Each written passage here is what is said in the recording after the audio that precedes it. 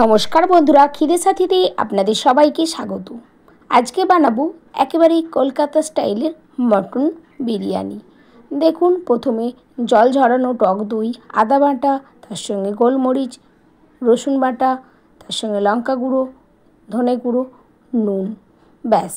এবার এটাকে আমি 1 ঘন্টার জন্য ভালোভাবে মাখিয়ে ম্যারিনেট করে রেখে দেবো।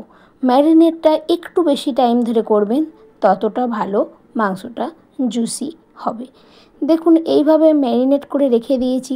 এবার আমি ওপর থেকে 2 রকম বিরিয়ানি মশলা দেব, একটা ড্রাই রোস্ট করা আর একটা কাঁচা। সেটা আমার পুরোপুরি হোমমেড করেছি। এটা নিজে ঘরে বানিয়ে দিলে ততটা ভালো টেস্ট পাওয়া যাবে। এবার পেঁয়াজের বেরেস্তা করে নিলাম। এদিকে আলুটা নুন আর হলুদ দিয়ে ভালোভাবে ভেজে নিচ্ছি, আর বেরেস্তাটা অল্প একটু নুন দেওয়ার পর এটাকে ভালোভাবে গুঁড়িয়ে নিতে হবে। দেখুন, আলুগুলো সুন্দর নরম হয়ে ভাজা হয়ে গেছে। এবার কড়াইয়ে তেল দিয়ে গোটা গরম মশলা ফোড়ন দিয়ে মিহি মিহি করে লম্বা লম্বা করে কুচিয়ে রেখেছি পেঁয়াজ, সেটা দিয়ে দিলাম। একটু ভাজা হয়ে যাওয়ার পর একেবারে এই ম্যারিনেট যে মাটনটা ছিল সেটা ভালোভাবে কষাতে থাকবো। একটু টাইম ধরে কষাতে থাকবেন, ধৈর্য ধরে। তো ভালোভাবে কষাতে থাকছি। তারপর দেখুন, যখন তেল ছেড়ে যাবে, একেবারে মাংসটা যখন কষা কষা হয়ে যাবে, প্রেসারের মধ্যে দিয়ে দিলাম। দিয়ে আমি 2টো হুইসেল দিয়ে দেবো। এদিকে চালটা একটু বেশিক্ষণ ভিজিয়ে রেখেছিলাম।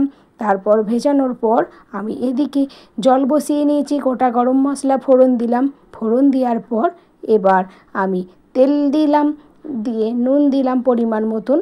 এবার এদিকে দেখুন, জলটা ফুটতে থাকুক। এদিকে আমি মশলাগুলো সাজিয়ে নিয়েছি। এদিকে 2 রকম দুধ দিয়েছি, মাংসর যে তেলটা তুলে নিয়েছি, বেরেস্তা, তারপরে গোলাপ জল, কেওড়া জল, আর এদিকে ড্রাই রোস্ট মশলাটা একটু একটা দুধের মধ্যে ভালোভাবে মিশিয়ে নেব।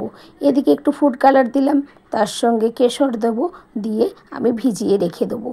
এটা যতক্ষণ ভিজবে ততক্ষণকে এবার আমি এদিকে দেখুন মাংসটাকে আলাদা আলাদা করে নিয়েছি একেবারে।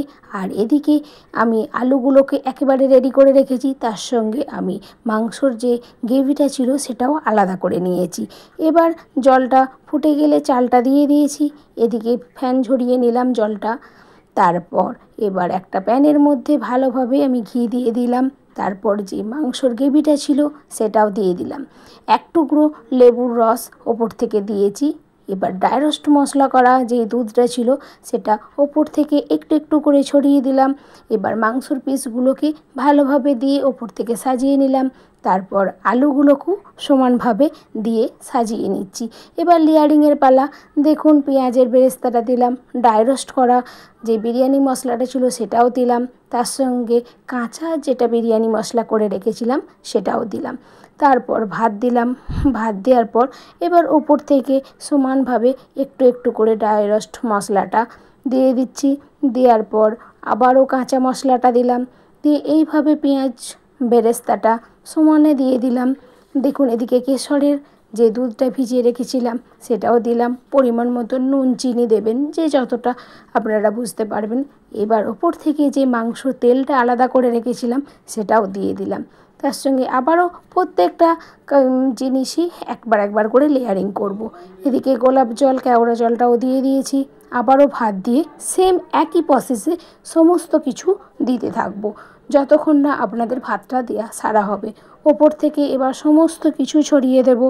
দেখুন, পরিমাণ মতন আপনাদের যতটা লাগবে সমস্ত কিছু দিতে থাকবেন। এটা এত ভালো লাগবে, প্রত্যেকটা কাজ যেন নিখুঁতভাবে করবেন, ততটা ভালো টেস্ট হবে। এই জিনিসটা এমন যে একবার বানালেই মন ভরে যাবে, দারুণ হয়ে